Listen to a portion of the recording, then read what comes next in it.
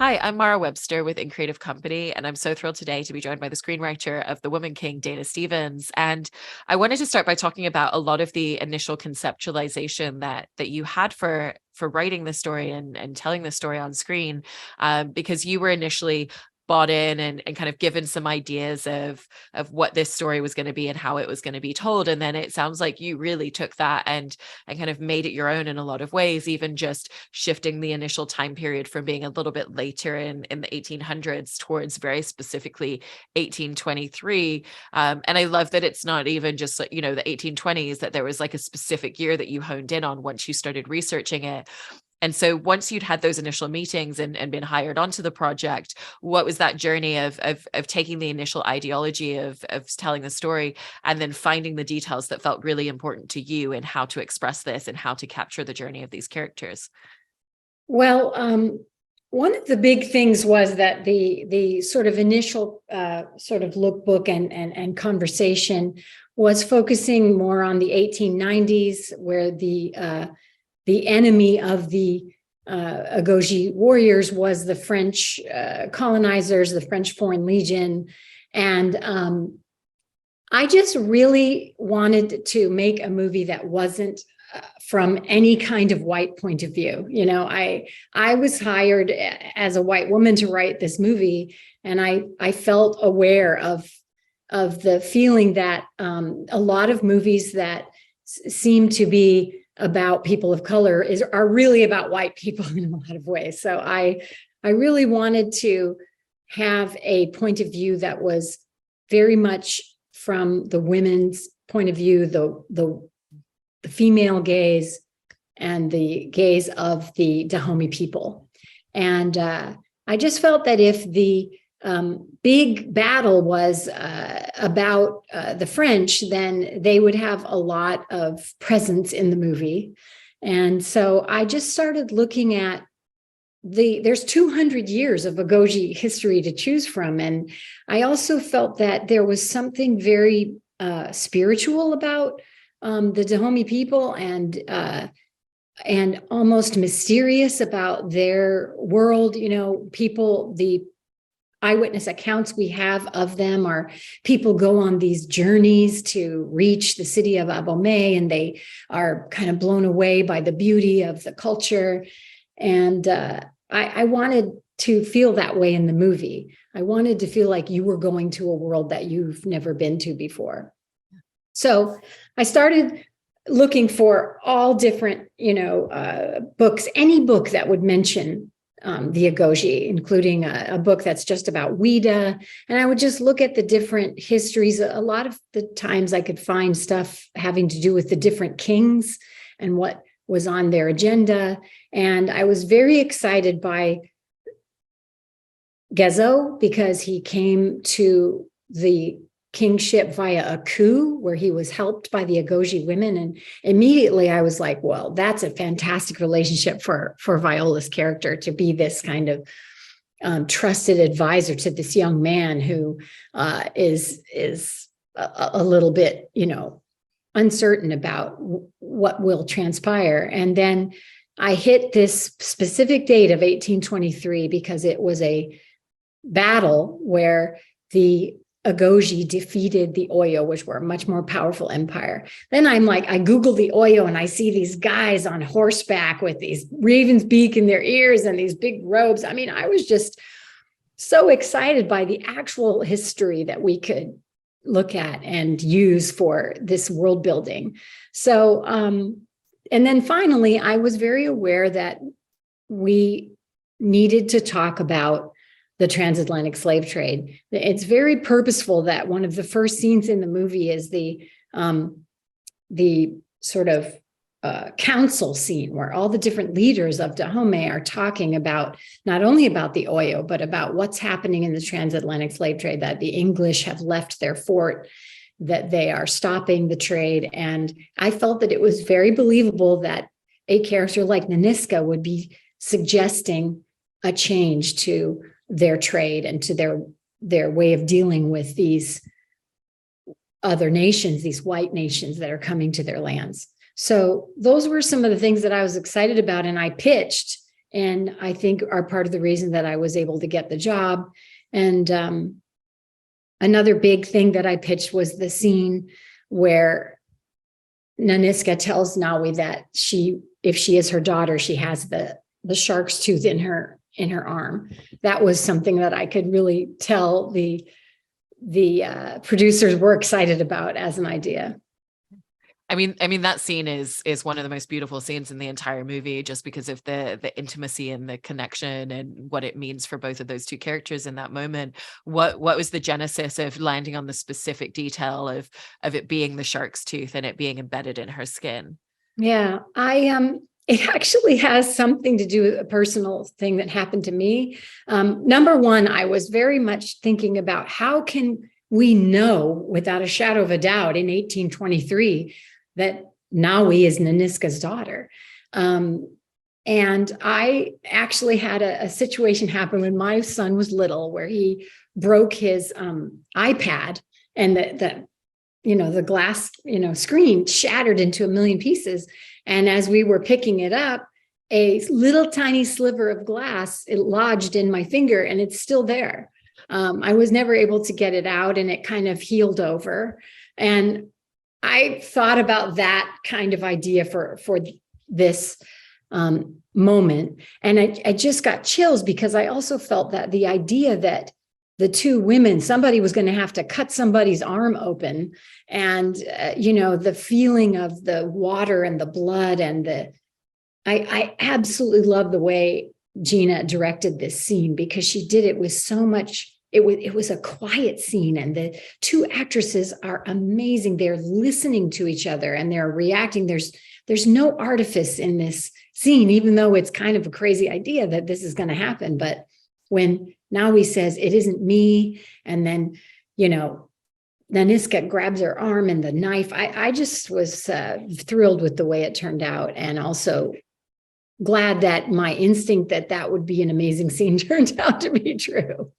And you're so right in bringing up that some of the beauty of that scene is the aspect of listening as well. And there's a lot of moments throughout the film where the characters are listening rather than saying things to each other and exchanging a lot within silence, but the context is all built into the world and the scene in that moment. And so how do you find those moments where you're almost kind of stripping back the dialogue and building the exposition around a moment? Because especially when you have a cast like this, and obviously, you knew that you were writing for Viola along the way, what they can bring to the table, and what that delivery can be. Well, I think if you have a career writing movies and TV, which I've been lucky to have, I've learned every time, like, less is more, that you don't need to over explicate things at the audience. I often tell this to people that are giving me notes, maybe at the studio, who are feeling like they really want everything to be overly made clear.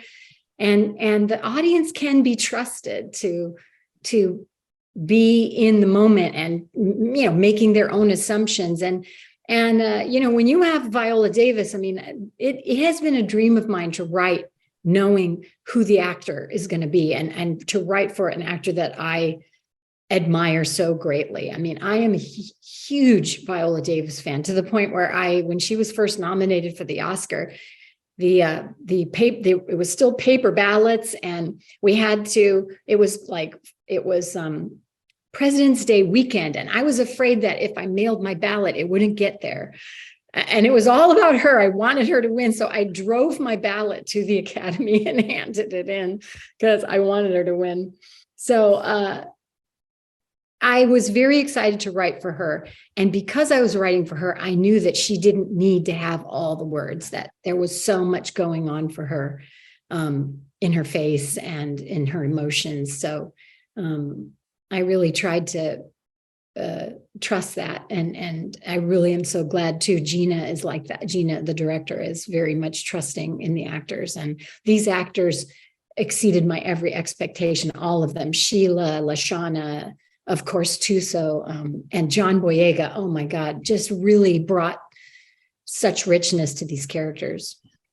With your experience as a writer as well, I've also heard you talking about in relation to this film that it kind of pulls on a lot of your experience of writing, love elements and romantic elements into stories, because even though it's a mother and a daughter, it is that thing. It's two people meeting each other, getting to know each other, there being some conflict and friction between them pulling apart and then ultimately coming back together at the end. And so how did that specific kind of genre and style of writing inform some of the journey, and even down to just the specificity of the power of the moments where they're together, because you also pull them apart in the movie as well? Yeah, well, it's definitely that slow burn. It's almost something structurally, you want the audience to lean in. You want them to want to find out what's going on between these two people. And then when they do finally come together, I mean, in this movie, it really doesn't happen until the very end. The feeling, whether it be a love story, obviously between two people, that's more of a couple, or it's the love story between a mother and a daughter, by the time they actually embrace each other, and when she says, "Mother, will you dance?" Yeah. I mean, you're just like, it really hits you, this thing you've been waiting for. And that's part of what's great about movies, is you're taking the audience on this journey, and you're hoping that by the time you hit them with the emotion, they're ready to feel it. And they might even be a little bit surprised by it. So I love that specific line when she just says, "Mother, will you dance?" It's so simple. What you were saying about less is more. It says so much about that dynamic and the growth and the potential for their relationship moving forward. How did you land on specifically what you wanted that line to be, knowing that you were going to, when you know you're only going to use a few words and that they need to carry all of that weight? How did you eventually land on that being the delineation? Well, early on in our process, Maria Bello is part of our team. She's a producer, and she shares the story credit on the movie. She talked to us about her time in Africa and watching women dance together. And so I can remember just all of us being in a room, and when she told us about that, we were like, oh, we were very excited by the music and dance in the story. And Gina also really took it to another level. Gina had choreographers, and the battle dance was really Gina's concept, and I just think it's one of the highlights of the movie.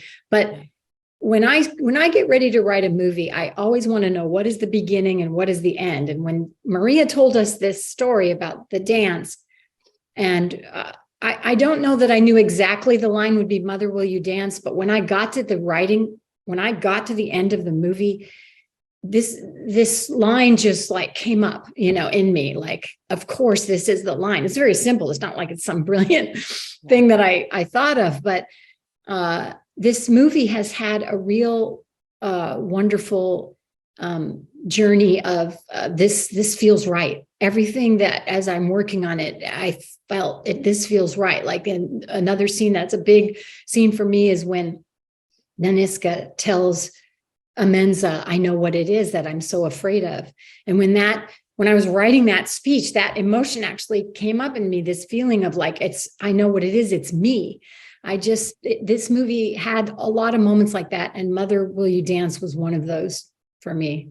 Yeah, and there's so much to Nanisca as a character, and the juxtaposition of watching this woman who's so physically strong and yet has been running from her own trauma and her own past in that way, and having to suppress so much of herself emotionally. And so how did you work in creating this character and fleshing out a woman that on the outside looks to be one thing, and then underneath there's so much going on that is never said out loud or expressed, but the audience feel in every single scene that she's in? Yeah. Well, I actually talked to a trauma therapist to ask them about how do these things manifest themselves if you have this is not a suppressed memory. She does know that it happened, but she's pushed it so far down. And the therapist that I talked to did suggest that when she comes face to face with her rapist, she freezes. She doesn't react at all. And that happens in the movie, where the king and the Megon step forward, and she's just standing there, and everybody's kind of looking around. What's she doing? And based on those discussions that I had, I also was very, Gina and I and everyone involved, there's so many women involved with this movie. We did not want to see a big graphic rape scene. We wanted to just feel it from the point of view of, I have experienced this. And I don't, when we do see the images from the rape, it's very subjective, and it's also flashes, because she can't even let herself think about it, And then like that scene where she kind of speaks her truth to Amenza, it just hit me that we often, the whole thing about the inner child, we often just push that down, and we don't hear the emotion and the trauma that we went through. We don't let it be spoken. And so it feels like if Nanisca is going to heal, she has to be able to say, I need to acknowledge the wound that I carry, and I need to sort of heal myself. And so that was something that was big for me in the movie. And then in a broader sense, if you're going to write about women warriors are very likely going to have that kind of trauma, because rape is a weapon of war for women who are just civilians or warriors. I mean, it's happening in Ukraine. It happens in every war. I also, going back to what you were saying about the end of the movie and that idea of, you kind of like can't start writing the script until you know what that opening frame and that opening sequence is going to be. And it's this, battle sequence that gives us so much character exposition within even just the first few minutes, and understanding not just who individual characters are, but also the dynamic amongst all these women as well. And, whether it's for that opening sequence or later battle sequences, what does that process look like in writing a lot of scenes like that, where it's very much the action versus the words, and it's kind of this roadmap of what is the audience eventually going to see framed at the foreground of each of these individual shots that tells a story about this group of women, that tells a story about these individual characters. Yeah, that's a good question. I tried to, I'm not a person who's written a lot of action, so I did try to do some research into great action scenes, and I was very much struck by the fact that they should be about a personal demon, in a way that the person who's fighting is fighting. They're fighting their enemy physically, but there's also something they're going through as a character. And the action scenes are also very much formed.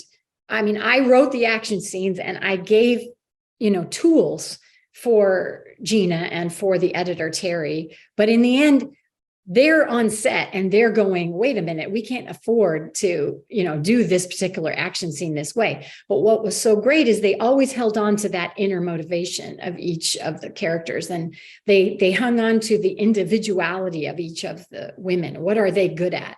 In fact, they added to it, because I certainly gave each character sort of a certain skill that they were good at, but once they get on set, it morphs, because they have a fight director, and they have so it's really that those action scenes are very much the part of the collaborative medium of movie making. And in the end, it boils down to the editor being able to tell you that story, and Gina having given her enough material to use to do it. And speaking of touch points and other movies and scenes that you were looking at, I've also heard you say that you looked at movies like Braveheart and like Lawrence of Arabia, and how they track the trajectory of their central protagonist. And so how did looking at reference points and films like that help to inform some of the structure that you ended up bringing into this movie? Well, I very much I also looked at things like Band of Brothers. I wanted it to be about that sisterhood of, we have each other's back, and we will always be there for each other. But so that forms the ensemble. But in the end, you have this hero's journey. You have the hero's journey of Nanisca, where she has denied a part of herself in an effort to do her job, to do her job, to lead her people. She's decided that her personal emotions need to be deadened. And she just decided that vulnerability is a weakness. And it was just really interesting to think about, with Lawrence, or with the lead in Braveheart,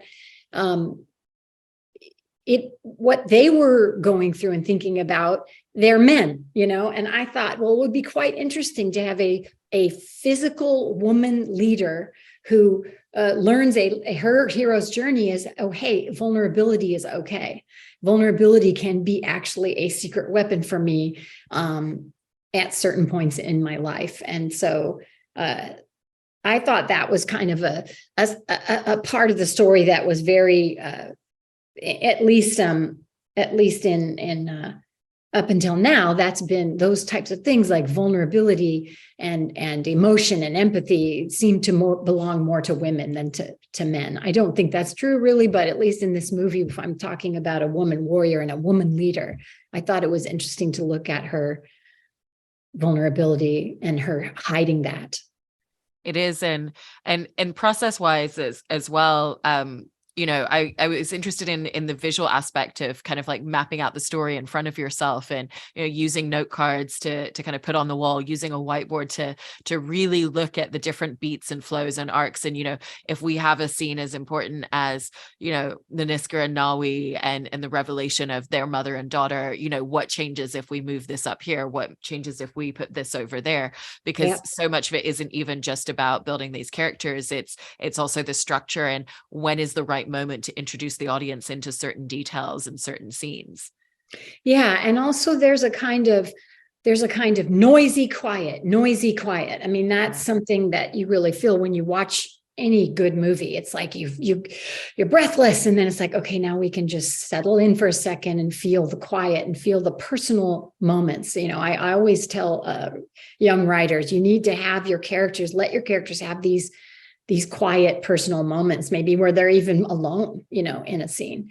But I very much do put things on a whiteboard. I put the movie on a whiteboard, and the reveal of Nanisca, even knowing that she'd had a child, moved, quite a bit. It moved even once Gina came on, and Gina and I were working on it. She felt that she didn't want anyone to know about the baby until Nawi found out. And I loved that idea. It was scary, because you don't want people to feel like, hey, wait a minute, what? But I thought that it ended up really working, that the first time you wonder if something more is up with the fact that Nanisca was raped is when Amenza walks in and says, what's going on? And she says, what did you do with it? That was a big, once I knew that Gina wanted to save off this information, I felt like that was a big breakthrough for me, that scene when suddenly everybody's like, wait a minute, what? And I also felt like the line, the gods aren't that cruel, was a big one, because I really wanted the movie to have a feeling almost of mythology, of destiny, about this part of the story that has to do with the mother and daughter. Yeah, it's such a stunning film, and it's so fascinating to hear so many of the details and particularly the genesis of where certain things landed character wise and story wise. So thank you so much for sharing all of this with us, Dana. I so appreciate it. Well, thanks so much. This was really fun, Mara.